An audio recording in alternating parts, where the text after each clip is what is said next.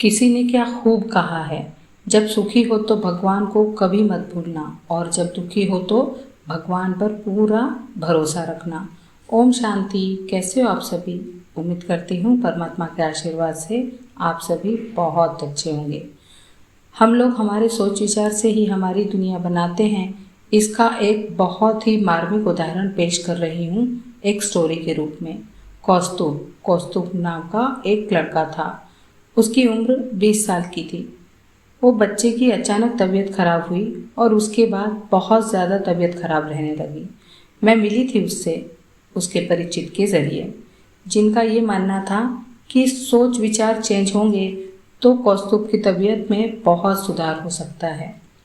वो काउंसलिंग के लिए तैयार तो था, मगर फिजिकली फिट ना होने के कारण वो मेडिटेशन नहीं कर पा रहा था। उसका डेली रूटीन बहुत बिगड़ा हुआ था, मगर उसके पेरेंट्स चाह रहे थे कि वो इस प्रॉब्लम से बाहर निकल पाए। जब भी उससे कॉल पर बात होती तो उसकी बातों से उदासी मुझे साफ महसूस होती। मैं जब भी सेंटर जाती तो बाबा के सामने मेरा यही कहना रहता कि बाबा, उस आत्मा की अब आप ही मदद कर सकते हो, बस कैसे भी करके उसमें जीने की उमंग आ जाए। सब यही चाह रहे थे। तो ऐसे ही मैंने भी कोई ज़्यादा सोच विचार नहीं किया था, लेकिन बार बार बाबा को याद किए जा रही थी। तो मेरे जो परिचित हैं उनसे मैंने कहा कि मुझे तो बाबा ऐसा महसूस कर पाते हैं जैसे वो इशारा कर रहे हो कि बच्चे को अगर हम कुछ अच्छी बातें बताएं तो शायद वो इस मायूसी से बाहर निकल सकता है। तो मैंने उनसे कहा कि ये बच्चा अगर इस प्रॉब्लम को हिम्मत से फेस करता है तो वो इस बीमारी से बाहर निकल सकता है और उसकी लंबी उम्र हो सकती है। ये बात बोले हुए मुझे कुछ ही समय हुआ था।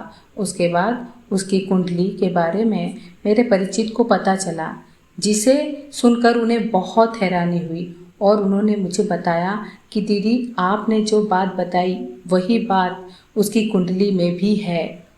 उनको फिर मैंने यही कहा कि उस परमात्मा पर विश्वास रखने को कहें। कौस्तुभ को आज 2-2.5 साल हो गए हैं। कौस्तुभ डायलिसिस पे चल रहा है, मगर अब भी वो पहले से बहुत बेहतर है। उसने कहीं ना कहीं अपने मन में ये बात संजो रखी है और ये बात उसको खुशी महसूस करा रही है, उसमें हिम्मत जगा रही है, जिसकी वजह से वो अब तक जिंदा है और खुश है। इस कहानी से हमें यह सीख मिलती है कि अगर आपका मन साफ है और आप चाहते हो कि किसी की मदद करना है और आप उस परमात्मा का हाथ पकड़कर चलते हो, तो वो परमात्मा आपको कुछ ऐसी बातें क्लिक करवाता है जिससे कि उस सामने वाले की आपके माध्यम से हेल्प हो सके। ओम शांति।